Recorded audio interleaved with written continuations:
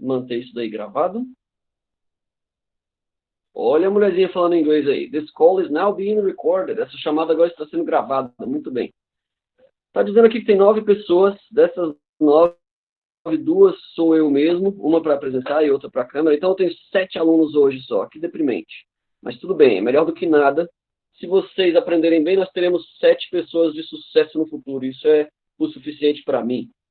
Pois bem, queridinhos, eu acredito que enquanto eu estiver passando o conteúdo aí mais adiante, vai entrar mais gente online. Geralmente tem uma galera que entra mais tarde, né?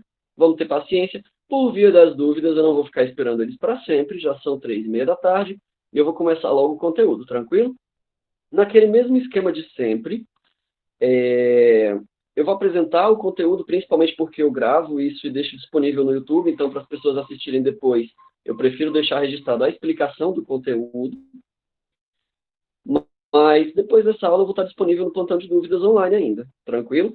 Então, se tiver qualquer problema aí da crise de 29 ou de qualquer conteúdo anterior, é só entrar lá e me perguntar que eu vou estar online por 1 hora aí, de boa?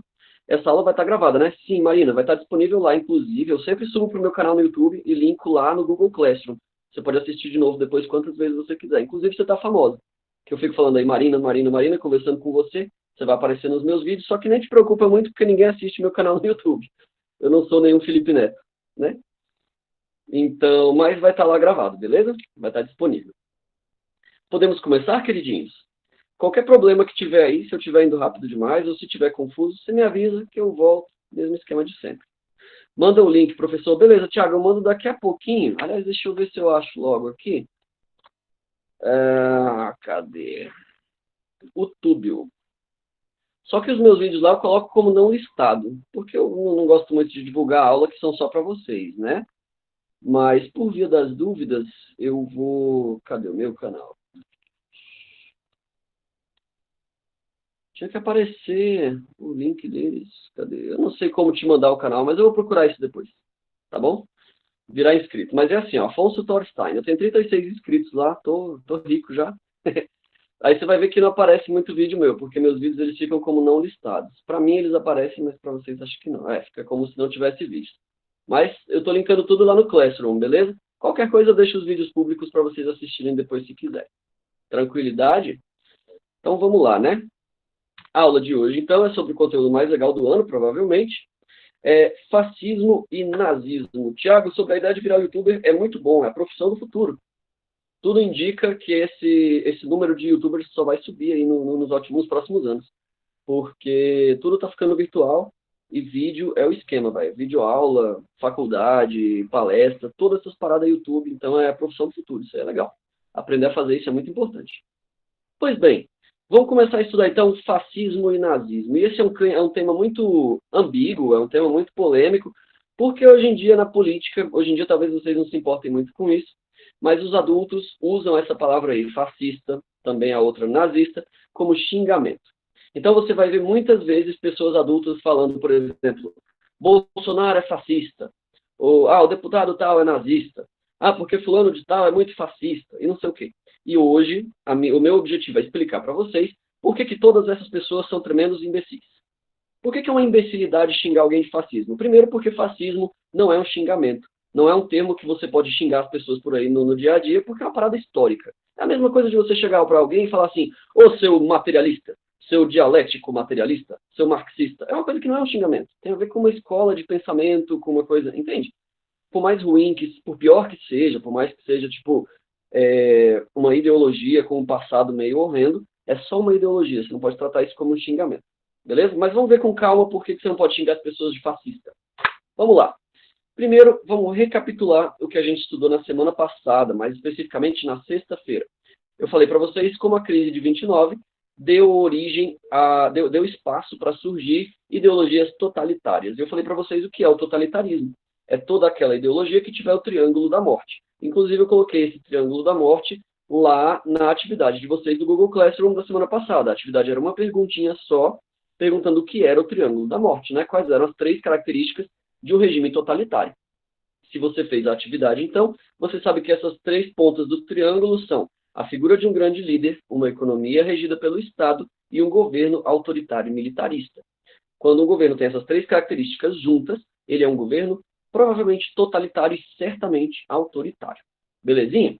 Então, o totalitarismo é esse regime ideológico aí, onde o Estado com E maiúsculo, ou seja, o governo, manda em todos os aspectos da sociedade. Ah, eu quero comer bacon. Não, não, o Estado não deixa, é contra a lei. Nos Estados islâmicos isso existe, porque a lei, a lei islâmica não permite comer carne de porco, por exemplo. Então, quando esses governos se metem em várias áreas da vida, mesmo áreas pessoais, isso se aproxima cada vez mais de um totalitarismo. Boa tarde, Alan, seja bem-vindo. Então, eu coloquei aí que esse tipo de regime se tornou muito popular depois da crise de 29, e aí está escrito, e você também deve lembrar, que quando as pessoas ficam pobres, quando elas ficam desempregadas, quando elas começam a passar perrengue na vida mesmo, é comum elas procurarem socorro em algum lugar. E aí, no caso do início do século XX, elas começaram a procurar socorro nos totalitarismos, porque tinha esse pensamento de que o capitalismo falhou. Então, ter um país livre, ter um país democrático, essa coisa de eleição, de todo mundo participando, na cabeça das pessoas no início do século XX, elas pensavam, cara, isso não funciona. A gente acreditou nisso aí, e o resultado foi pobreza, foi miséria, foi a crise de 29. Tá entendendo? Então, no mundo todo, a gente viu isso na sexta passada, houve regimes totalitários. Nós vimos que no Brasil, o Estado Novo do Getúlio Vargas era muito autoritário e tinha boas características fascistas. Professor, eu não vou poder assistir a aula, só para avisar. Faz favor, grave e coloca na plataforma. Pode deixar, Alan, fica tranquilo que vai estar lá, de boas. Não sabia que eu tinha tatuagem. Pois é, Vitor, eu tenho duas nos ombros. Não sei se dá para ver daí.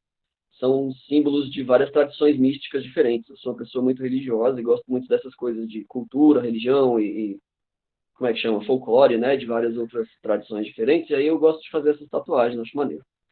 Não é para ser bonita, nem é para sair mostrando, é mais porque eu gosto mesmo.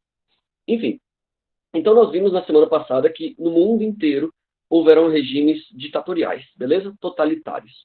E aí o resultado é que no Brasil nós tivemos regime totalitário, no Japão, do outro lado do mundo, tivemos o governo lá do Hirohito, o Império Japonês, e esse império ele era totalitário também. Nós tivemos o governo do Francisco Franco, ditador da Espanha. Nós tivemos, então, pelo mundo todo, pessoas totalitárias, governos totalitários. Tranquilo? Na aula de hoje, então, vamos estudar os dois mais importantes de todos os regimes totalitários, porque foi culpa desses dois caras que a Segunda Guerra Mundial aconteceu. O primeiro deles, e a gente fala não por ser o mais importante, mas por ser mais antigo, foi esse cara aqui que inspirou o Hitler a fazer o que o Hitler fez, é o fascismo italiano. Lá na Itália, então, em 1919, tinha um cara muito estourado das ideias. Eu vou colocar uns vídeos dele lá no Google Classroom para vocês verem o jeito que ele falava, os discursos dele. E é meio sinistro. Ele fala com os olhos arregalados, assim. Benito Mussolini era um completo maluco. Quando você observa ele falando, ele convencia as pessoas por paixão.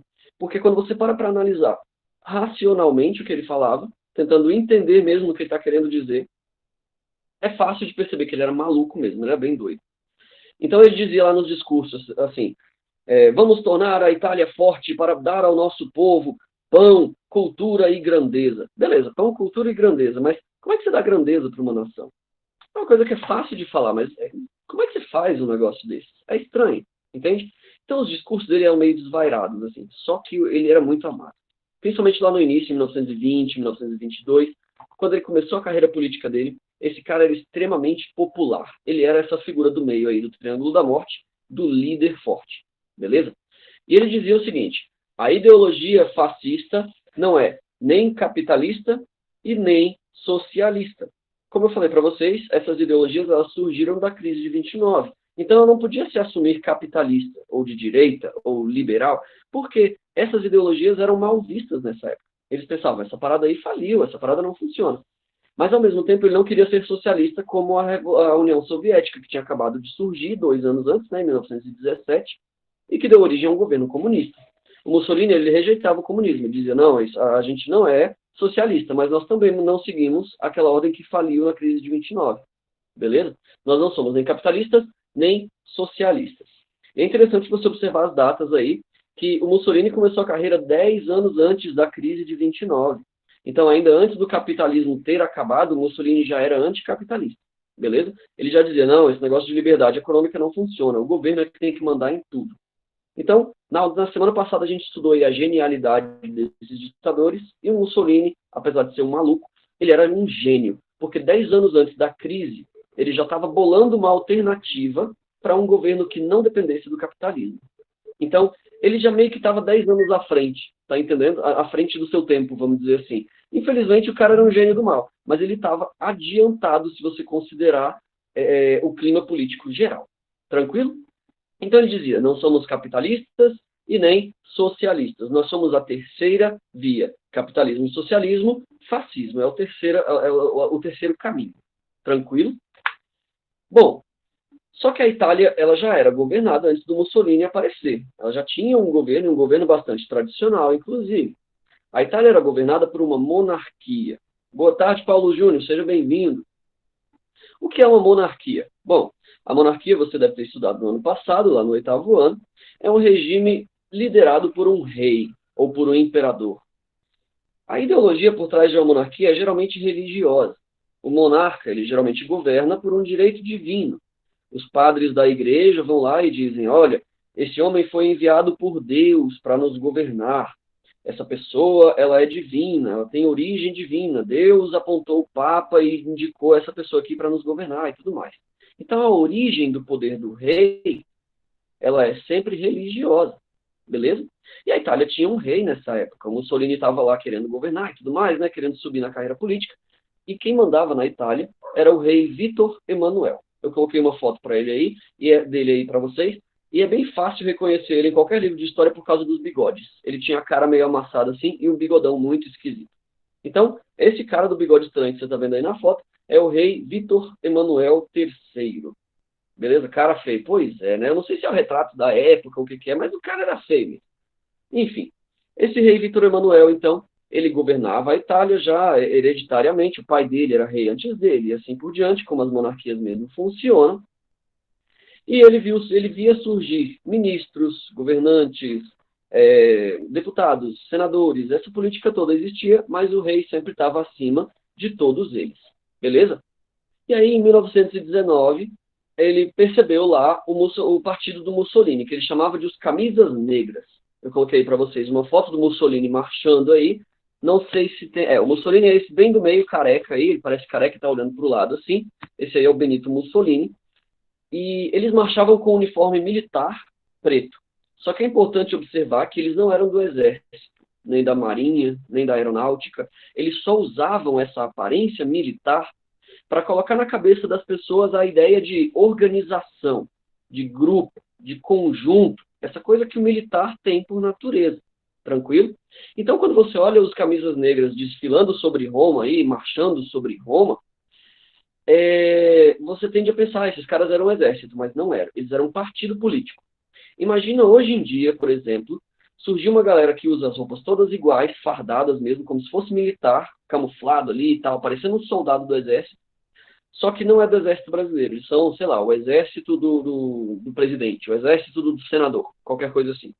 E aí marcham pela rua, carregando bandeiras e aquela coisa. Esse era o clima político no início do século XX. É aquele nacionalismo de que eu falei, essa ideia de uma política forte, elevada ao extremo, beleza? Então as pessoas marchavam e era como se fossem mais importantes do que o próprio exército. O Thiago está perguntando aí, o exército alemão? Sim, a Alemanha tinha um exército que era chamado de Wehrmacht. Só que o exército do Hitler não era a Wehrmacht, era a SS. Era a polícia, isso, a SS. Era a política do partido, beleza? Então, a Wehrmacht, que era o exército, usava um uniforme militar e os militares do partido alemão, a SS e a SA, a gente vai ver elas daqui a pouco, tinham um uniforme próprio. Eles eram um exército, mas não eram o exército alemão. Tá entendido isso, mais ou menos? É meio confuso, mas é porque é só você imaginar que é um exército que não pertence ao governo. Eles não obedecem ao presidente e não obedeciam ao rei. Esses camisas negras que você está vendo aí na foto, eles não obedeciam ao rei Vítor. Se o rei Vítor mandasse, olha, vocês vão para casa aí, eu não quero saber de manifestação, eles não responderiam nada. Eles só obedeciam ao Benito Mussolini. E isso é perigoso, porque se o Benito resolvesse, por exemplo, matar o rei, ele poderia. Tá entendendo como é que é? Então, esses caras, eles subiam ao poder, esses totalitários, geralmente por meio de golpe, geralmente por meio de trapaça, beleza? Só que até 1924, lá no início da carreira do Mussolini, os camisas negras não se opunham ao governo do rei Vítor. Eles falavam, não, a gente vai governar aqui, a gente vai ajudar o rei vai continuar lá no trono dele, só que o Mussolini vai ser ministro. Ele vai ajudar a governar a Itália, é só isso, beleza? Mas a partir de 25 ficou bem claro que Mussolini não ia se contentar só com o cargo de ministro. Ele falava, não, rei, fica quieto aí, senão a gente mata você. Você não manda mais em nada, e de 25 em diante, de 1925 em diante, quem manda na Itália, de um modo geral, de total, é o Mussolini. E aí ele começou a adotar essa postura que você está vendo aí na foto. Daquela roupa anterior que você viu ali nos camisas negras, uma roupinha normal, um terno e gravata, o cara começou a usar roupas de general. Agora ele era o comandante, beleza? Então, a partir de 1925, o Mussolini começou a adotar essa postura rígida, igual o Thiago está falando aí. Começou a adotar essa postura, essa coisa de o governante militar. O rei que fique lá no canto dele, porque agora quem manda sou eu. Beleza? Então, Mussolini governou com o apoio do rei, o rei se afastou, permitiu, o rei deixou o cara crescer, até porque tinha medo. Falou, não, eu vou contra o Mussolini, o cara tem um monte de camisas negras, ele vai mandar me matar. Então, o Mussolini acabou mandando mais do que o rei, porque o rei permitiu. Beleza? E aí ele começou a fazer várias reformas na Itália. Não tem mais partidos na Itália, você não pode mais escolher partidos diferentes, vai ter só um partido, que é o Partido Fascista. O que significa fascista? Fascis é uma palavra em latim, que é a língua antiga lá da Itália, que representa feixe. O que é um feixe? Se você pegasse um graveto, por exemplo, de lenha, você quebra esse graveto fácil. Tá entendendo? Você pega um gravetinho de lenha e você quebra ele fácil. Mas se você juntar vários gravetos em um feixe, isso vai ficar muito forte. Então, qual é a ideia dessa palavra feixe, fascis, fascista? O que significa isso? Juntos, união. Um graveto é fraco, mas todos os gravetos juntos em um feixe são fortes. Beleza? Então, os italianos unidos são fortes. Daí a ideia do Mussolini de tirar outros partidos. Ele fala, não, a gente vai estar todo mundo unido agora. Só tem um partido, que é o partido do feixe. O partido onde nós estamos unidos. O partido fascista. Beleza? E aí, isso, Thiago, união faz a força. Exatamente essa é a ideia. Beleza? E aí ele assumiu um nome lá, um cargo, chamado de Duque. Ou se pronuncia aí Duce em italiano. Beleza? E aí ele se tornou o Duce Mussolini. Dessa forma, a Itália então se tornou uma ditadura fascista que queria recriar o Império Romano. Quando ele construía um prédio novo, ele seguia a arquitetura romana. Ele queria ser um novo César, um novo imperador. Beleza? A ideia, então, era crescer como um regime totalitário mesmo. Boa tarde, Micaele. Seja bem-vindo. Crescer como um regime totalitário e uma ditadura. Tranquilo até aí? Então, o Duce Mussolini é esse cara que está aí na foto, vocês estão vendo ele aí, com uniforme militar. Bom, partindo para o prato principal do dia, então, mais ou menos na mesma época em que o Mussolini estava subindo ao poder lá na Itália, tinha um alemão que estava querendo vingança. Algumas semanas atrás, lá na aula da Primeira Guerra Mundial, eu falei para vocês que teve um soldado que sobreviveu às trincheiras. Bom, a Alemanha tinha sido considerada culpada por tudo. A gente viu lá na Primeira Guerra Mundial que quem começou a guerra foram os sérvios. Eles é que mataram o príncipe herdeiro Francisco Ferdinando e por causa disso toda a Primeira Guerra Mundial começou.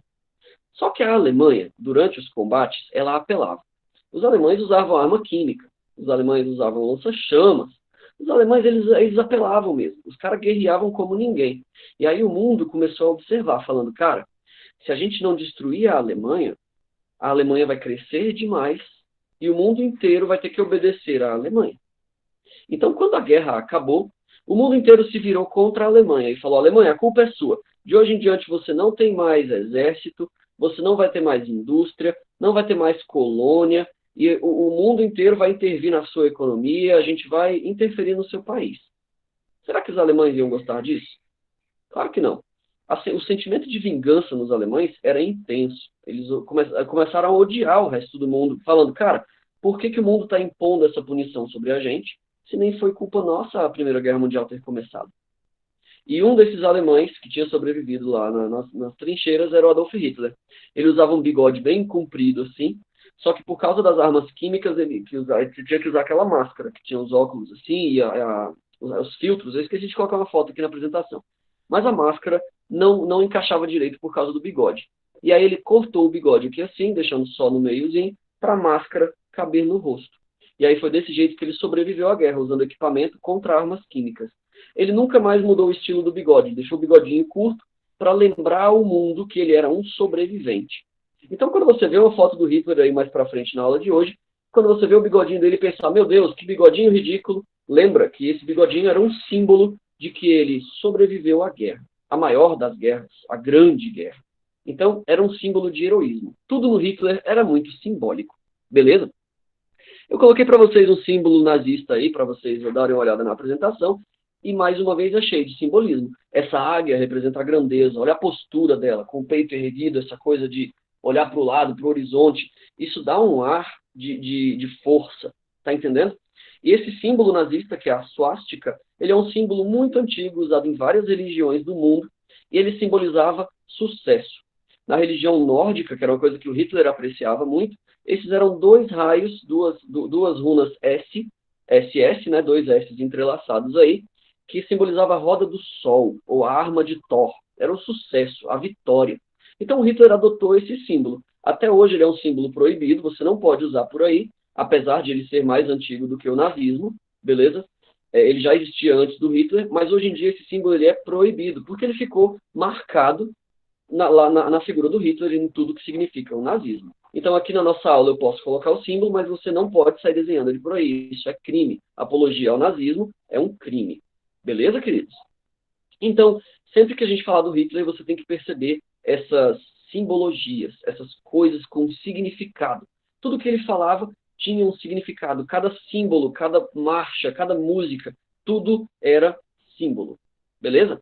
Então, a falta de esperança da crise de 29 abriu espaço para o Hitler. Os alemães já estavam cheios de ódio no coração, porque o mundo estava punindo eles pela Primeira Guerra.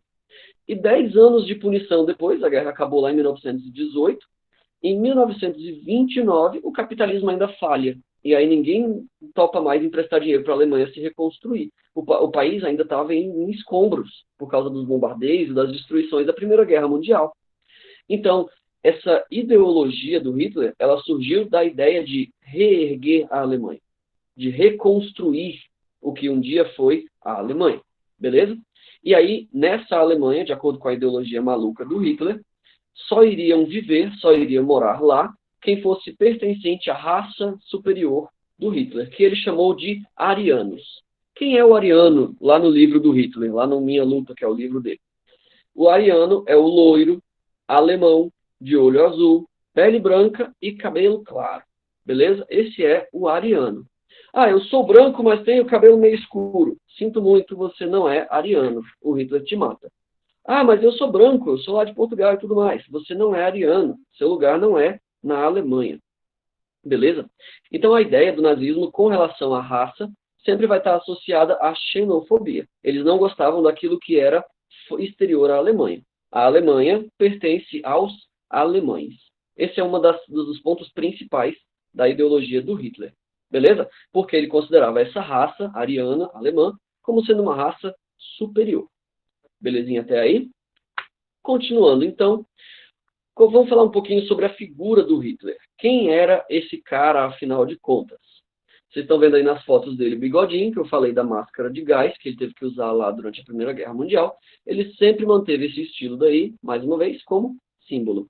Quem era esse cara? Durante a juventude, quando ele era adolescente lá, jovem adulto, ele era pintor. Esse cara, ele era artista, desenhava quadros, ele tem várias pinturas, inclusive se você procurar aí na internet por pinturas do Adolf Hitler, você vai ver várias paisagens que ele desenhou e tudo mais. O cara ele tinha uma carreira artística. E é comum a gente ver muita propaganda anti-hitlerista, porque, é óbvio, as pessoas odeiam Hitler, né? Ele foi um cara que fez muitas loucuras na vida, muitas barbáries. Mas a verdade sobre a história dele é que ele teve uma carreira de sucesso em artes, beleza? O cara era pintor, ele era desenhista, e apesar de não ter sido aceito lá na faculdade de Viena, na universidade que ele queria entrar na Alemanha, ele teve várias obras que, inclusive, eram publicadas e tudo mais. Ele era reconhecidamente um pintor, beleza? Só que, quando começou a Primeira Guerra Mundial, durante a juventude dele, ele decidiu largar a carreira de pintor, decidiu largar a carreira artística para se tornar soldado. Ele queria ser um herói do Império Alemão, beleza? Um herói do Kaiser. E aí vestiu a farda, foi para as trincheiras e foi lutar na Primeira Guerra Mundial. existem várias lendas sobre ele na guerra. Algumas delas a gente não tem como provar quais são verdadeiras, quais não são, tem várias fontes históricas diferentes, mas tem histórias de que ele foi baleado e sobreviveu, tem histórias de que ele foi um herói de guerra e lutou com bravura, ganhou inclusive a Cruz de Ferro, que era um símbolo lá de heroísmo, né, na cultura alemã e tudo mais. Você pode ver aí no bolso dele, inclusive nessa foto dele dentro do jornal, tem a cruzinha de ferro pendurada assim, é um símbolo de heroísmo lá da Primeira Guerra Mundial. Então tem várias histórias sobre o cara, o fato é que ele sobreviveu. Tem gente que diz até que ele fugiu dos combates, se escondeu e tal, enfim. A gente não sabe quanto disso é mentira, quanto é propaganda e quanto é realidade, mas o fato é que ele não morreu na Primeira Guerra Mundial. Ele sobreviveu. E ele viu de perto a Alemanha sendo punida pela Primeira Guerra Mundial. E isso deixava o cara puto da cara. Ele falava, não é possível que a Alemanha vai ficar de joelhos para sempre. Não é possível que a Alemanha vai ser humilhada pelo resto do mundo e não vai fazer nada sobre o assunto. Então ele se tornou um ativista político. Ele começou a fazer manifestações, levantar bandeira, organizar passeatas, essas manifestações que a gente vê até hoje em dia, falando para a Alemanha se reerguer. Ele falava, esse governo atual da Alemanha, que era a República de Weimar, é uma república fraca, é um governo fraco, e ele tem que cair. A gente precisa derrubar esse governo e criar de novo uma Alemanha forte. Beleza? Em uma dessas manifestações, que ficou conhecida como Putsch de Munique, ou Golpe de Munique, onde eles tentaram lá, no meio de uma choperia, eles disseram, a partir de hoje, nós é que governamos a Alemanha. Coisa de bêbado maluco, né? Tipo, como é que você vai governar um país de dentro de um bar, né? Mas eles estavam dentro de uma cervejaria, dentro de um bar, e falaram, nós é que mandamos agora, isso aqui é governo nosso, a gente é que manda, viva o nazismo! E aí, por causa dessa história, por causa desse golpe de Munique, desse discurso dele lá na manifestação, ele acabou sendo preso. Ele foi passar alguns anos na cadeia por causa desse golpe, e lá na cadeia ele escreveu um livro. E eu vivo falando para vocês, quando um alemão escreve um livro, o resultado é sempre problema, né? Karl Marx era alemão, ele escreveu um livro chamado Manifesto Comunista. A Rússia surgiu. Friedrich Nietzsche era um alemão, ele era filósofo. Ele escreveu um livro chamado Assim Falava Zaratustra, e aí ele mudou toda a filosofia ocidental. Então, quando um alemão escreve um livro, cara, a parada vai dar treta, sempre dá problema. Tá entendendo como é que é? E aí o Hitler lá na cadeia escreveu um livro. O nome desse livro era Mein Kampf, ou Minha Luta. E lá nesse livro ele escrevia todo o básico do que era ser um nazista. É basicamente isso que a gente está estudando hoje, isso tudo que a gente falou, do Triângulo da Morte, o líder forte, o Estado mandando na economia. Ele falou lá nesse livro sobre a raça ariana ser superior a todas e poder viver na Alemanha e expulsar todo mundo de lá. E mais importante de tudo, nesse livro ele fala que os judeus, o povo judeu, é uma praga. Ele dizia nesse livro que os judeus não eram humanos, ele dizia nesse livro que os judeus deveriam ser exterminados, que não deveriam existir na Alemanha, e assim por diante. E aí tem uma crítica histórica muito importante a ser feita. Por quê? Se o mundo inteiro estivesse atento, se a Organização das Nações Unidas estivesse vendo esse livro quando ele foi escrito, lá em 1923, eles deveriam ter prendido o Hitler. Toda a Segunda Guerra Mundial poderia ter sido evitada se o mundo prestasse mais atenção no que ele tinha escrito nesse livro. Mas o mundo inteiro pensou, isso aí não é importante. Por que ele odiava tanto os judeus? Bom, Jéssica, imagina o seguinte, a Alemanha está empobrecida, está toda destruída por causa da Primeira Guerra, está tudo acabado lá, beleza? E os judeus, se você for religioso, minha mãe é evangélica, então eu acredito muito na Bíblia e tal, no cristianismo, e lá na Bíblia tem escrito que o povo judeu é um povo prometido, né? Deus fez uma promessa para eles, lá para Abraão, e disse que eles iam ser fartos, que eles iam ser, né, que eles iam ser ricos, que eles iam se dar bem e tudo mais, né? E é estranho, mas isso é verdade. Se você olhar pessoas como Silvio Santos, que é um cara que tem uma história muito legal, ele era camelô e cresceu e ficou rico e tal, trabalhando muito e tudo, né? Ele é judeu. Então o povo judeu, isso é a minha opinião pessoal, não é fato histórico, tá? A minha opinião pessoal é que o povo judeu é um povo muito abençoado, tá entendendo? E aí eles crescem, eles ficam ricos, eles ficam populares. E aí lá na Alemanha não era diferente. Do mesmo jeito que a gente tem aqui no Brasil gente como o Silvio Santos, lá na Alemanha tinha dono de banco que era judeu. Tinha empresário cheio do dinheiro que era judeu. E aí os alemães viam isso. Pô, a gente está aqui passando fome. O país destruído. E o judeu rico, cheio de joia no meio da rua, andando, ostentando. Que parada é essa, velho? Esse cara nem é alemão. Tipo, o nome dos alemães são Adolf, Rudolf, Fritz, esses nomes alemães e tal. Aí chegava um cara chamado Josef, que é José, né, em hebraico. São nomes bíblicos, né? Mas, pô, esse cara nem tem um nome alemão. Mas ele vive na Alemanha e ele é rico, enquanto o alemão mesmo passa fome. E aí os alemães começaram a ficar contra os judeus. Tá entendendo? Então, pô, a gente é alemão, mora na Alemanha, tá morrendo de fome, enquanto o cara que é estrangeiro, é judeu, mora aqui de favor, é mais rico que eu. Tem alguma coisa errada. Entendeu como é que é? Era por isso, então, o povo doido. Pois é, né? Puro preconceito. Porque, pô, ao invés de matar o cara que é rico, você podia ver o que ele tá fazendo e tentar ficar rico também, né? Sei lá, tentar imitar ele. Enfim. O fato é que o Hitler usou isso como uma coisa para odiar o judeu. Ele falava, ó, esse judeu é sanguessuga, eles se infiltram na sociedade e estão tomando as nossas riquezas, estão enriquecendo às nossas custas. Ele escreveu todo esse tipo de maluquice lá no livro dele, Minha Luta. E se o mundo tivesse prestado atenção nisso, poderia ter sido evitada muita merda que aconteceu no futuro. Mas o mundo não fez nada. O livro foi publicado, todos os alemães começaram a estudar esse livro na escola, mano. Os alunos que iam para a escola, Hitler era invejoso. Pois é, né? Dá para dizer até que é inveja mesmo, a parada lá. Faz muito sentido. E aí, o povo alemão começou a estudar o livro do Hitler, esse Minha Luta, começou a estudar na escola.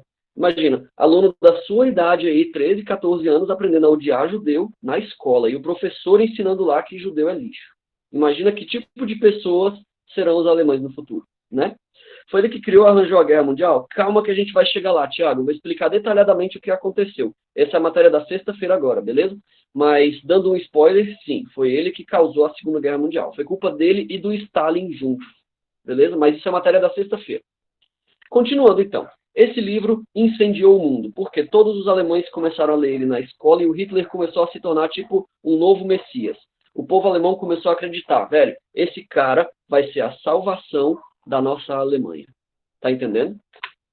E aí o Hitler começou uma ascensão. Ascensão, essa palavra aí, significa subida. Ele começou a escalar uma carreira política de muito sucesso, diga-se de passagem.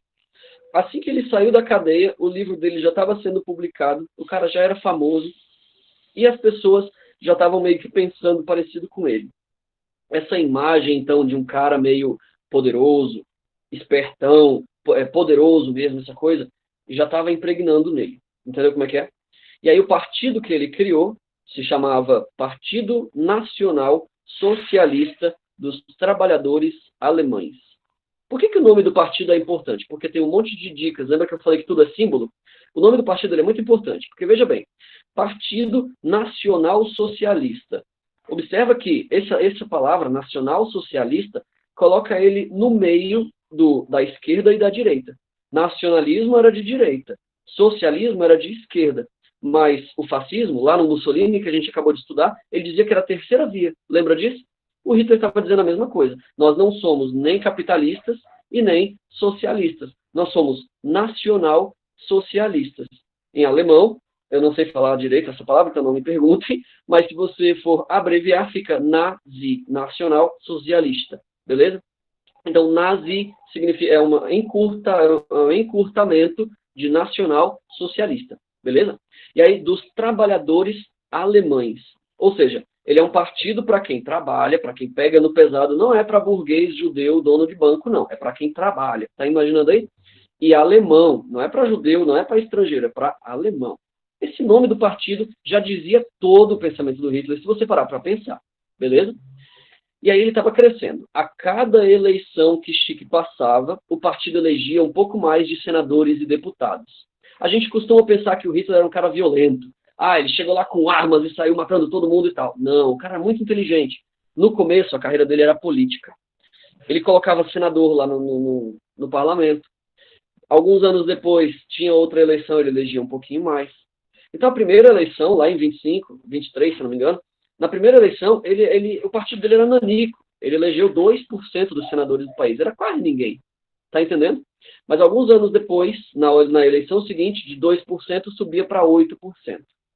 Passava um tempo, na outra eleição, de 8% subia para 15%, 30%. Chegou um momento, lá no futuro, que o partido do cara tinha 80% dos senadores. Isso quer dizer que, de cada 10 deputados que mandavam lá na Alemanha, 8 eram nazistas. Tá entendendo? Então o cara começou a investir tão pesado na política que chegou um momento que todo mundo era nazista. Só que o governo não percebeu. Era só eleição, era só política, é só uma ideologia. O mundo não estava dando atenção. Os americanos, os ingleses, eles viam essa parada e falavam: ah, o Hitler é só um político. Não é nada demais. Ele é só um político de sucesso. Tanto é que teve jogos olímpicos, teve a Olimpíada, se não me engano, de 38, não lembro qual é o ano agora, você pode pesquisar aí no Google, mas teve uma Olimpíada que aconteceu na Alemanha nazista, e foi gente lá do mundo inteiro, correr maratona, fazer aqueles jogos olímpicos normais lá e tal. Ninguém desconfiava de nada. Para eles, o Hitler era só um político. Beleza?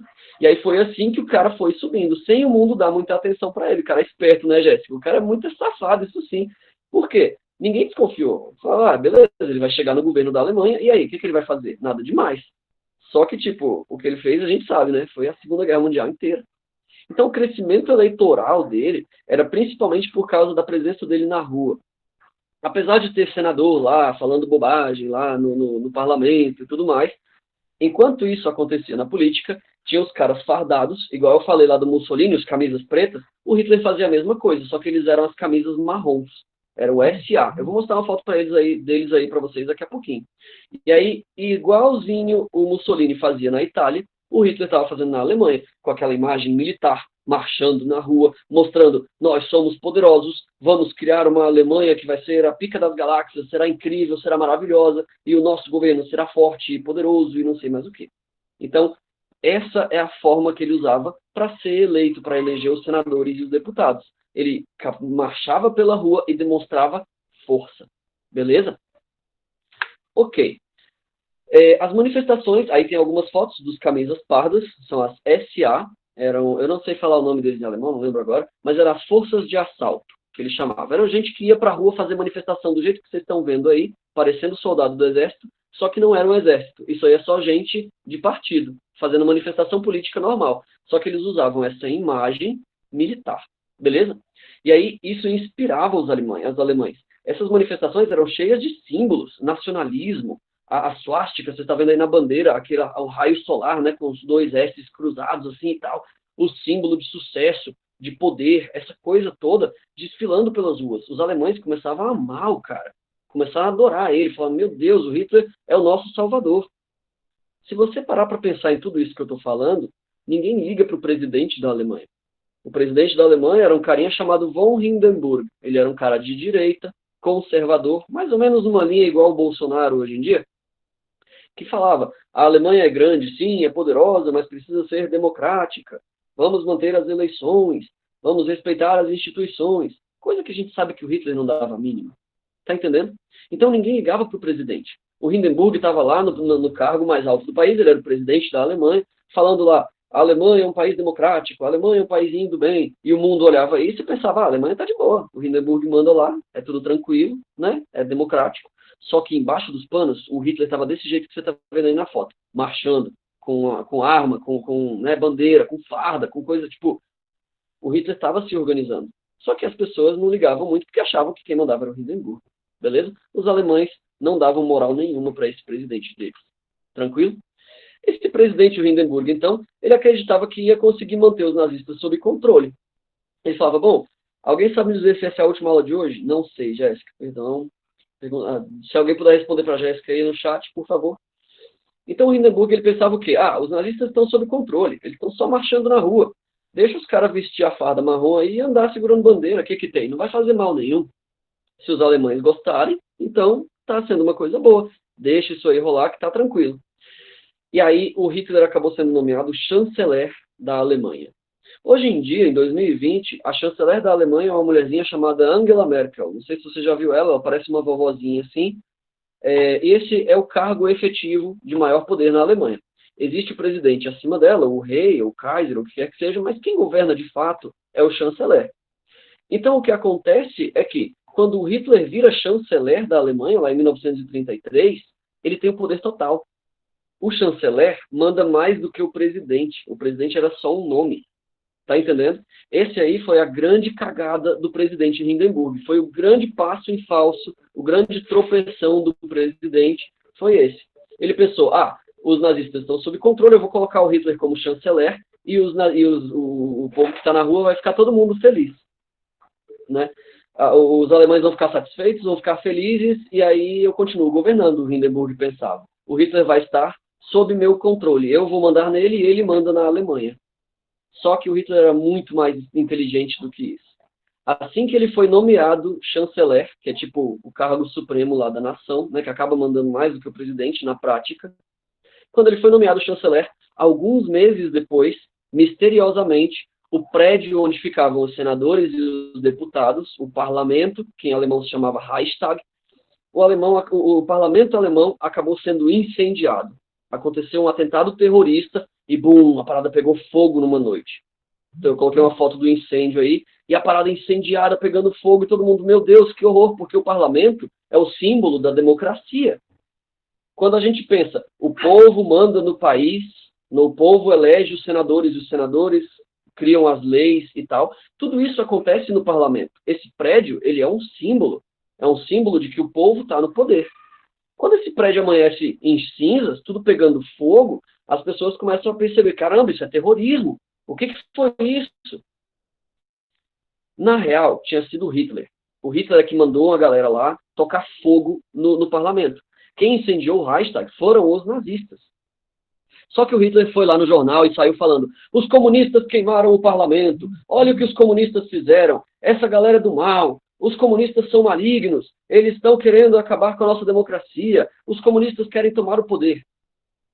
Para lembrar do que eu falei sobre o Getúlio Vargas. O Getúlio Vargas fez exatamente a mesma coisa. Ele escreveu um documento, lembram disso? O Plano Cohen. Ele escreveu um documento e disse lá bem assim: os comunistas querem dominar o poder. E aí o Vargas colocou esse documento na rádio e falou: olha, nós descobrimos um documento secreto dos comunistas que querem dominar o poder. Me deem mais poder. E aí o Brasil foi lá e deu mais poder para o Vargas. Isso foi um golpe. Ele criou um problema e culpou outra pessoa. Tá entendendo? O Hitler fez exatamente a mesma coisa. Ele fez um atentado terrorista.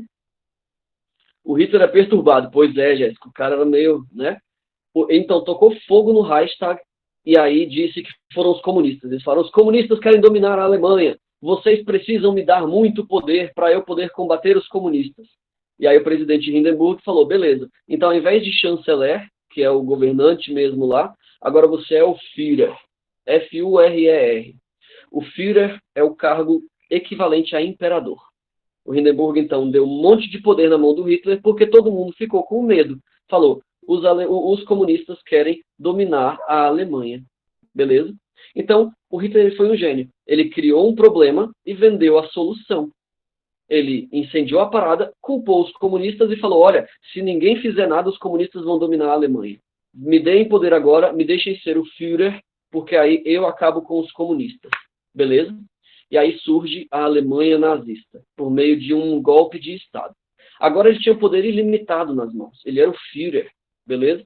Aí ele se estabeleceu como governante de fato. O Hindenburg caiu fora, ele expulsou o presidente, e aí o Hitler assumiu o comando total da Alemanha. Então vocês percebem como o cara era genial? Primeiro ele começa a carreira como um político, elegendo a galera e tudo mais, até que ele simula um atentado terrorista, culpa os inimigos dele, que eram os comunistas, caça os comunistas e ganha mais poder com isso. O cara era genial. Assim como Getúlio Vargas fez no Brasil, que também era um gênio. É triste, mas esses totalitários, esses caras nazistas, fascistas, né? Eles eram gênios do mal. E era por isso que eles conseguiam tanto poder.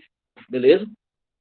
Como eu falei mais cedo aí, as Nações Unidas elas não interviam, ninguém se metia. Porque eles pensavam: não, beleza, o Hitler assumiu o governo, ele está lá governando a Alemanha, mas ele é inofensivo. O cara está na política há mais de 10 anos, ele está aí governando a Alemanha há mais de 10 anos, nunca fez nada de mal, deixa a Alemanha ser nazista, não tem nenhum problema. O mundo inteiro achou que não tinha nenhum problema. Vocês estão vendo na foto aí, então, como eram os discursos do Hitler. Tá ele aí falando e as pessoas assistindo. Todas essas pessoas aí eram militares, eles estão de capacete, com armas na mão e tudo mais. Então, foi assim que surgiu a Alemanha nazista, que acabou, em última instância, sendo responsável pelo início da Segunda Guerra Mundial. Beleza? Essa aí é a trajetória política do Hitler, desde a cadeia até o governo supremo da Alemanha. Tranquilo? Usando estratégias políticas junto com genialidade do mal, né? Simulando atentado terrorista e tudo mais. Juntando todas essas coisas, a gente tem a certeza de que o cara era um gênio do mal. Beleza, galera? Hoje foi isso o conteúdo, principalmente sobre Mussolini e o Hitler. Esses são dois nomes que você vai precisar lembrar, porque você vai ouvir falar deles pelo resto da vida. Esses são os dois nomes mais importantes de todo o século XX. Durante 100 anos, de 1900 até 2000, as duas pessoas mais importantes da história foram Hitler e Mussolini. Beleza? É importantíssimo você entender esses dois caras, como eles chegaram ao poder, porque isso aí vai cair em vestibular, isso aí vocês vão ver em filme, vocês... Para entender o mundo, vocês têm que entender esses dois caras, porque eles tiveram muito impacto sobre o mundo todo. Beleza? Na aula que vem a gente continua estudando a Segunda Guerra Mundial, principalmente como foi que o Hitler conseguiu entrar em combate contra o mundo e durante alguns anos vencer todo mundo. Beleza? A gente se vê na próxima aula. Vocês podem entrar no plantão de dúvidas, eu vou estar disponível hoje à tarde e amanhã à tarde também, das 4h30 até as 5h30 da tarde, eu estou disponível para qualquer dúvida que você tiver, não só sobre esse conteúdo, mas qualquer outro. Belezinha? Abraço para vocês. Quem precisar